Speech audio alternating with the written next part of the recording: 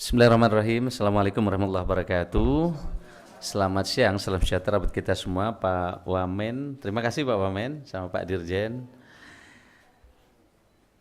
Swastiastu, Namo Buddhaya, salam kebajikan. Ambil benang untuk dipintal, benangnya diimpor dari Australia. Mari sambut talenta digital, mewujudkan birokrasi berkelas dunia.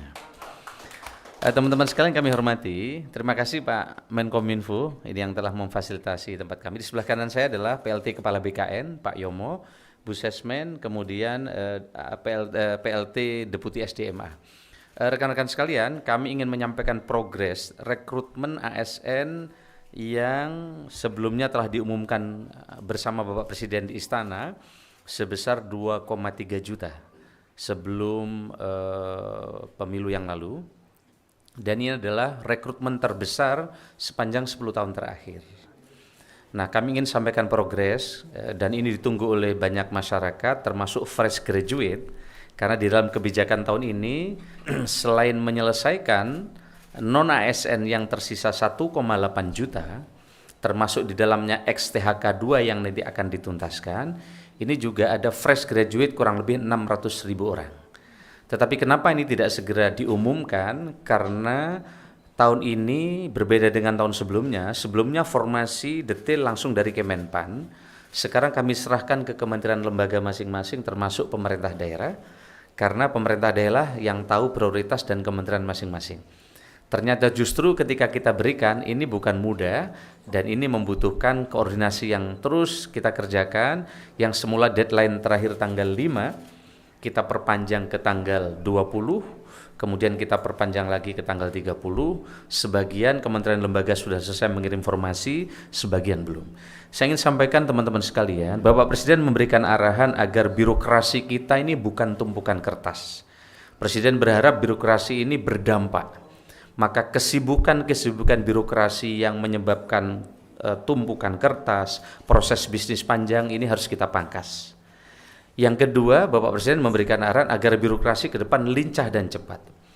Maka formasi yang terdisrupsi oleh teknologi tahun ini tidak kita kabulkan. Begitu juga kita dorong sekarang formasi yang berisi salah satunya adalah talenta-talenta digital. Karena ke depan pelayanan publik ini berbasis digital ID dan juga berbasis digital yang memudahkan masyarakat ke depan tidak lagi mengisi berulang-ulang tapi cukup dengan face recognition, masyarakat tidak perlu lagi mengisi data yang berulang-ulang tentu dengan sistem pemerintah berbasis elektronik nanti. Bahkan saya hormati, dasar regulasi perencanaan kebutuhan ASN itu mengacu pasal 32 Undang-Undang 20 2023 tentang ASN. Dalam pasal tersebut bahwa Menpan RB menetapkan kebijakan dan seterusnya, di mana kebijakan perencanaan kebutuhan pegawai ASN merupakan panduan bagi instansi pemerintah dalam menyusun kebutuhan pegawai ASN. Instansi pemerintah menyusun rencana kebutuhan, kebijakan perencanaan kebutuhan pegawai ASN dan seterusnya. Ibu dan Bapak sekalian saya hormati, kami ingin sampaikan bahwa berikut merupakan alur perencanaan kebutuhan ASN tahun 2024. Ini adalah alurnya, di mana pengusulan kebutuhannya dari instansi pemerintah, kemudian sebelumnya dari surat Pan RB, kemudian ada sarana prasarana yang mesti disiapkan dengan BKN, kemudian verifikasi, validasi rincian ada di BKN, dan seterusnya. Saya tidak ingin menjelaskan ini karena ini nanti akan terlalu teknis dan panjang. Tetapi kami langsung ingin sampaikan teman-teman sekalian bahwa pada Januari 2004 lalu Presiden telah mengumumkan ini adalah total kebutuhan ASN tahun 2004 sebanyak 2,3 juta yang diperuntukkan bagi pemerintah pusat sebesar lebih dari 429.000 dan pemerintah daerah sebesar lebih dari 1,8 juta. Ini yang kita Bapak Ibu bisa lihat. Kebutuhan tersebut tersebar untuk tenaga guru, tenaga kesehatan, dan tenaga teknis lainnya, termasuk untuk memenuhi ASN di Ibu Kota Nusantara. Nanti kami ingin sampaikan berapa yang sekarang sudah formasi dikeluarkan pemerintah untuk Ibu Kota Nusantara. Dan juga khusus penyelesaian talenta-talenta untuk talenta digital masa depan yang dibutuhkan oleh pemerintah. Penyusunan rincian kebutuhan ASN 2024 telah dilakukan tanggal 15 Maret 2024 sampai dengan 29 Maret 2024, diperpanjang hingga tanggal 30 April 2024. Namun masih terdapat instansi yang belum selesai melakukan rincian usulan, khususnya instansi yang mendapatkan alokasi formasi cukup besar. Kendala keterlambatan instansi yang disampaikan antara lain, instansi masih melakukan pemetaan jabatan. Salah satunya misalnya ada satu kementerian yang mendapatkan formasi 110.000, karena ini memang harus diselesaikan tuntas instansi vertikal dari atas sampai ke bawah sehingga memerlukan waktu. Keterlambatan informasi terhadap data non-ASN baik terkait jumlah pegawai, kualifikasi pendidikan, serta jabatan yang diusulkan. Kemudian belum selesainya memutakhirkan data jabatan oleh instansi pada pelayanan elektronik SIASN BKN. Nah, berdasarkan dasar usulan yang diajukan oleh PPK atau Pembina Kebagian Instansi Pemerintah, Menpan RB telah memberikan persetujuan prinsip formasi ASN tahun 2004 dan telah diserahkan kepada PPK pusat dan daerah. Total persetujuan prinsip formasi 2024 sebesar 1.289.824 formasi yang terbagi menjadi 427.650 formasi pada instansi pusat dan 862.174 formasi pada instansi daerah. Jadi di pemerintah daerah ini formasinya sangat besar. Nah, hingga tanggal 2 Mei 2024 pukul 20, 602 instansi pemerintah telah melakukan rincian ke dalam sistem layanan perencanaan SIASN BKN dengan rincian sebagai berikut. 4 instansi belum membuat rincian formasi, mohon maaf saya tidak menyebut instansinya, jadi nanti teman-teman nggak perlu nanya kepada kami. 36 instansi yang sedang menyusun rincian formasi, 39 instansi telah selesai menyusun rincian formasi, namun belum mengajukan digital signature atau DS SPTJM oleh PPK. Jadi harus ada surat pertanggungjawaban mutlak sehingga nanti jika diakibatkan formasi nama orang terkait dengan P3K jika ada yang keliru, nanti PPK-nya akan bertanggung jawab. Kemudian 371 instansi sedang dalam proses verifikasi dan validasi rincian formasi oleh BKN dan 152 rincian usulan instansi yang telah selesai verifikasi dan validasi oleh BKN dan sedang menunggu digital signature peraturan teknis kepala BKN. Nah, berdasarkan data tersebut kami ingin sampaikan pemenuhan talenta digital untuk penempatan di IKN sebanyak 2.906 formasi yang sekarang dan ini terus akan bertambah. Kemudian pemenuhan talenta digital untuk pemerintah daerah sebanyak 19.817 yang formasinya. Kemudian pemenuhan SDM APIP atau auditor, karena ini menjadi arahan Bapak Presiden untuk mendorong tata kelola pemerintahan yang lebih bagus. Fresh graduate tahun ini juga diperuntukkan untuk auditor. Sehingga kementerian, lembaga, dan pemerintah daerah yang belum mengusulkan formasi ini pasti kita tolak untuk diperbaiki mengusulkan talenta digital di dalam auditor mereka. Nah, kemudian totalnya berapa? Pemenuhan SDM APIP sebanyak 794 atau 491 auditor dan 301 P2 UPD.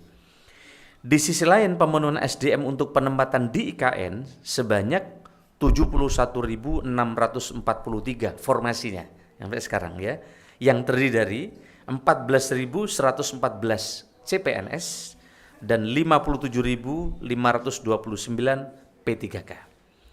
Di samping itu, pemerintah juga membuka jalur penerimaan CPNS pada 8 instansi penyelenggara sekolah kedinasan dengan alokasi sebanyak, yang ini pertama kali kami umumkan pada kesempatan ini teman-teman sekalian, karena dari beberapa hari kemarin kami belum selesai, baru selesai hari ini dan kami sampaikan di depan publik untuk pertama kalinya untuk formasi sekolah kedinasan. Ada 8 instansi penyelenggara sekolah kedinasan dengan alokasi sebanyak 3.445 formasi yang tersebar pada sekolah kedinasan dengan rincian sebagai berikut. Kementerian Keuangan atau Politeknik Keuangan Negara atau STAN sebanyak 722 formasi. Ini yang ditunggu karena mereka begitu masuk, seleksi ketat, lulusannya mereka langsung jadi PNS. Kementerian Dalam Negeri, Institut Pemerintahan Dalam Negeri sebanyak 721, Badan Intelijen Negara atau BIN, Sekolah Tinggi Intelijen Negara sebanyak 400, Badan Cyber dan Sandi Negara karena kita sedang mendorong penguatan digitalisasi yang aman, maka Sekolah Tinggi Sandi Negara kita beri formasi tahun ini sebanyak 105.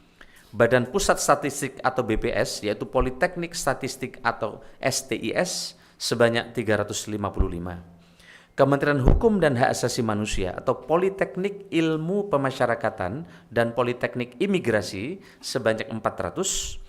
Kementerian Perhubungan ada 22 sekolah kedinasan, kita siapkan formasi 622. Dan Badan Meteorologi, Klimatologi dan Geofisika atau BMKG karena tantangan climate change, global warming ke depan sangat besar, maka Sekolah Tinggi Meteorologi, Klimatologi dan Geofisika kita siapkan SDM unggul untuk masuk di tempat ini, yaitu sebanyak 120 orang untuk sekolah kedinasan ini. Setelah penyerahan persetujuan izin prinsip sekolah kedinasan, pembukaan pendaftaran sekolah kedinasan tahun 2024 direncanakan akan dilaksanakan pada minggu kedua bulan Mei setelah penyelenggaraan sekolah kedinasan berkoordinasi secara teknis dengan BKN. Sedangkan untuk pelaksanaan seleksi CASN 2024 rencananya akan dilaksanakan mulai bulan Juni atau Juli setelah instansi menerima surat keputusan Menteri Pan-RB tentang penetapan kebutuhan formasi atau formasi pegawai ASN. Setelah memperoleh surat keputusan Menpan-RB tentang penetapan kebutuhan formasi instansi pemerintah dan berkoordinasi dengan BKN untuk pengumuman lowongan formasi dan persiapan seleksi tahun 2024. Rekan-rekan sekalian saya hormati, terkait kemarin adanya himbauan dari harapan dari Ombudsman agar seleksi CPNS ditunda setelah pilkada. Kami ingin sampaikan teman-teman sekalian bahwa ini adalah keputusan dari Undang-Undang ASN nomor 20 tahun 2023 di mana telah diputuskan bersama Komisi 2 bahwa penyelesaian tenaga non-ASN selambat-lambatnya diselesaikan pada bulan Desember. Sehingga pertama dari sisi regulasi tidak mungkin ini ditunda.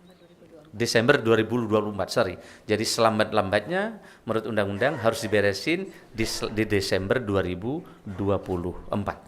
Yang ingin kami sampaikan bahwa tidak mungkin ada data baru yang dimasukkan oleh daerah karena telah dikunci di dalam pengumuman oleh Bapak Presiden di Istana Negara yang kami dampingi tadi bahwa mereka yang bisa diselesaikan di tahun ini adalah yang telah terdaftar atau masuk di dalam database di BKN.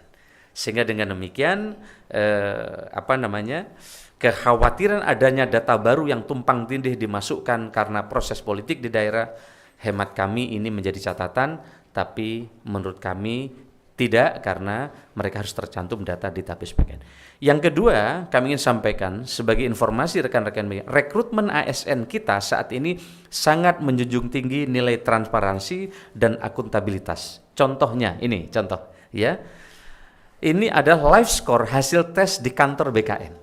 Jadi ketika putra-putrinya sedang mengerjakan tes di dalam, orang tua, keluarga, sanak saudara langsung bisa melihat hasil nilai tes yang dikerjakan oleh putra-putri kita. Sehingga live score ini menjamin adanya ketepatan, transparansi, dan juga tidak ada lagi joki untuk bisa membantu mereka. Kemarin sempat ditemukan, maka sekarang kita pasang 2 face recognition. Saat daftar kita pasang face recognition, saat mengerjakan soal di komputer masing-masing juga pakai face recognition. Waktu itu ditemukan ada joki. Ternyata waktu masuk pakai face recognition itu, ketika mengerjakan soal mereka ke toilet, yang masuk orangnya beda. Nah, sekarang begitu dengan face recognition ini akan lebih terjaga. Saya kira ini tidak ada lagi istilah titipan. Putranya Pak Kepala BKN saja yang membuat soal berapa kali tes? 2 kali. Juga banyak sekali putra-putra pejabat yang bikin soal juga nggak bisa diterima. Karena memang ini pekerjaan soalnya memang sangat detail dan antara satu kanan kiri juga berbeda. Saya kira ini teman-teman sekalian informasi terkait dengan penyelesaian ASN dan non ASN tahun 2024 yang ditunggu oleh banyak masyarakat. Sebelum tanya jawab saya ingin sampaikan pergi ke kebun petik alpukat. Buahnya ranum masih diikat. Pengadaan ASN kian dekat, bulatkan tekad, satukan niat. Saya kira itu, terima kasih. Assalamualaikum warahmatullahi wabarakatuh. Rekan-rekan ada yang mau ditanyakan? Oke.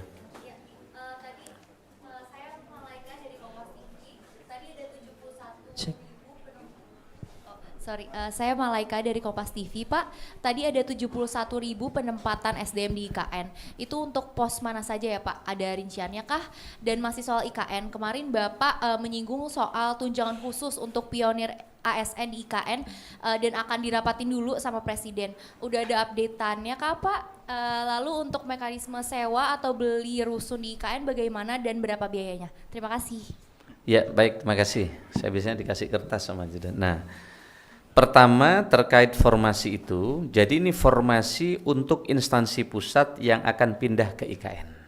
Nah, formasinya macam-macam. Jadi misalnya Kementerian Kesehatan, Kementerian Pendidikan, begitu juga Kementerian Dalam Negeri, dan ke seluruh kementerian yang lain, mereka kita minta mengusulkan formasi untuk ke IKN. Ini adalah fresh graduate. Jadi di samping mereka akan pindah, pegawai yang sekarang sudah ada, sekaligus sekarang juga disiapkan formasi oleh Bapak Presiden talenta-talenta multitasking, talenta-talenta digital untuk direkrut ke IKN, kira-kira gitu. Kemudian yang berikutnya terkait dengan tunjangan pionir. Mohon maaf ini masih sedang dikaji, kita sedang siapkan 2 opsi untuk dibawa di ratas, tetapi memang kemarin masih dilakukan pendalaman yang lain sehingga belum sempat dibahas di ratas. Mudah-mudahan tidak terlalu lama lagi ini akan segera dibahas di ratas untuk menentukan tadi. Yang berikutnya, karena nanti di situ akan ada selain IKN kan ada Pemdasus, pemerintah daerah khusus ibu kota Nusantara, dan seterusnya. Terkait hunian apartemen, ini hunian apartemen kita terus menunggu update yang terbaru berapa selesainya sehingga nanti kita akan sesuaikan. Jadi pemerintah telah membuat beberapa opsi, mulai opsi 6.000, opsi 11.000 dan juga opsi 14.000. Yang kemarin saya sampaikan ketika opsi perpindahan ke IKN. Termasuk jika hanya 47 tower selesai, itu nanti ada 47 tower untuk ASN dan TNI Polri, itu kurang lebih nanti akan ada, kalau ini yang jadi, kurang lebih 3.500-an yang akan bisa pindah. Jadi kita siapkan dengan beberapa skenario. Dengan demikian, progres persiapan pemindahan atau penugasan ASN yang di IKN, pemerintah telah menyiapkan dengan skenario yang cukup komprehensif. Sekali lagi nanti menunggu kesiapan terbaru dari hunian yang ada di IKN. Saya kira itu, terima kasih. Baik, pertanyaan selanjutnya. Oke. Oh ya, silakan Mbak tadi yang di belakang tadi. Iya.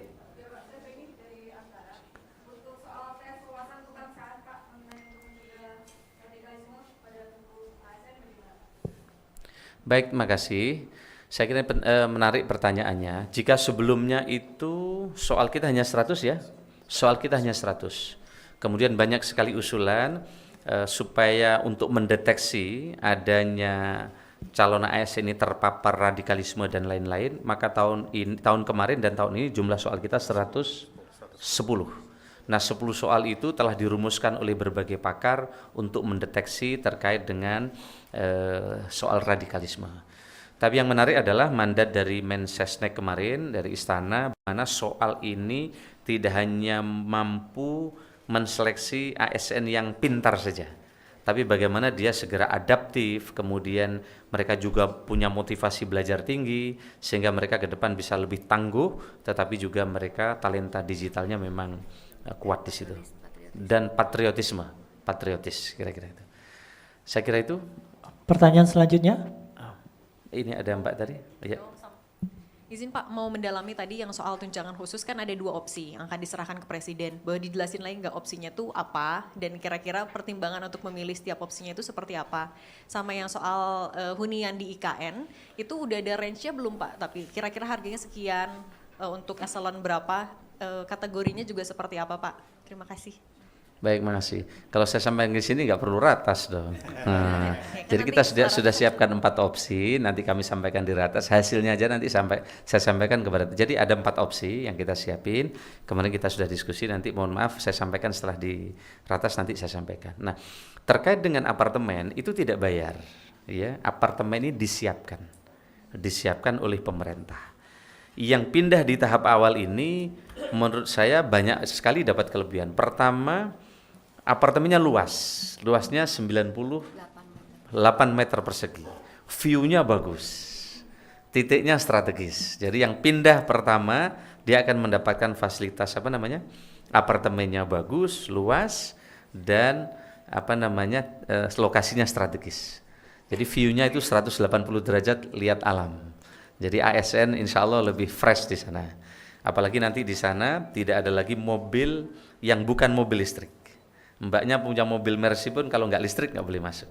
Jadi di situ memang sangat segar dan kemarin Pak Menteri PU lapor kepada Pak Presiden jalannya itu kalau nggak salah akan ada 9 lajur ya, sehingga cukup besar sehingga jalur itu selain untuk kegiatan di IKN itu direncanakan oleh Bapak Presiden setiap bulan akan ada festival budaya sehingga bisa menjadi pertemuan kebudayaan nasional dan internasional di IKN. Dan kemarin progres terbaru dari Pak Mensesnek, di setiap apartemen di bawah segera akan ada sekolah-sekolah sebagai daya dukung bagi putra-putri ASN yang akan pindah.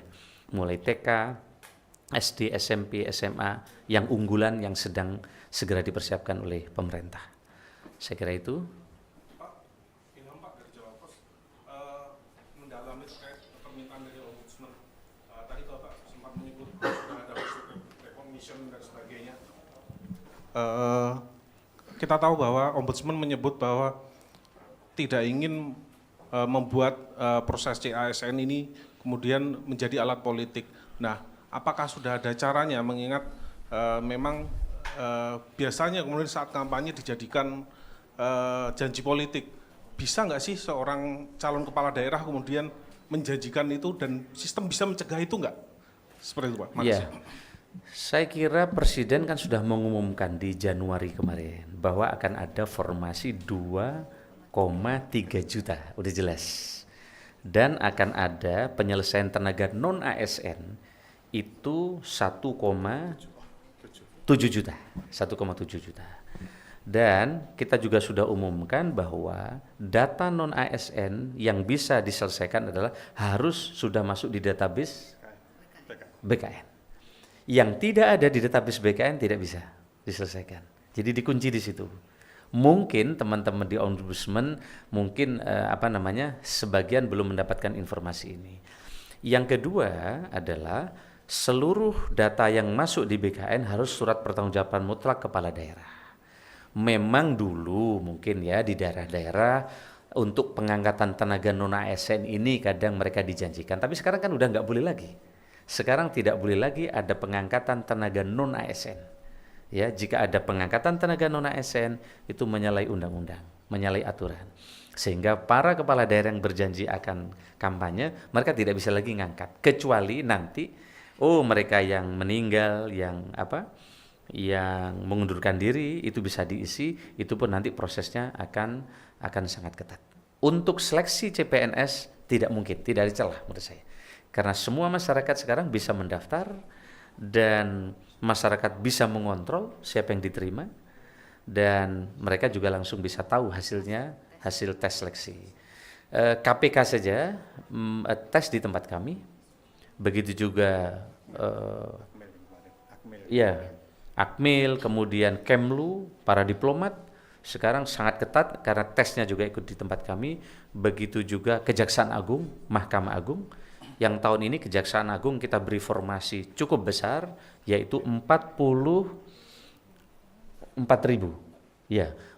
ribuan formasi hari ini kita berikan ke Kejaksaan Agung dengan harapan ke depan jaksa-jaksa yang baik, yang kompeten, yang punya talenta digital akan terpilih.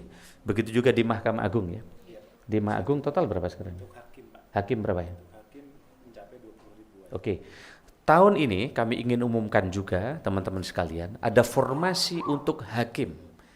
Jadi untuk teman-teman dari yang punya latar belakang yang sama, yang punya keinginan untuk menegakkan hukum di Indonesia, teman-teman bisa melamar untuk menjadi calon hakim yang tahun ini formasinya kurang lebih 20.000, jadi sangat besar. Sehingga dengan demikian di daerah-daerah yang selama ini kekurangan hakim akan segera bisa terisi.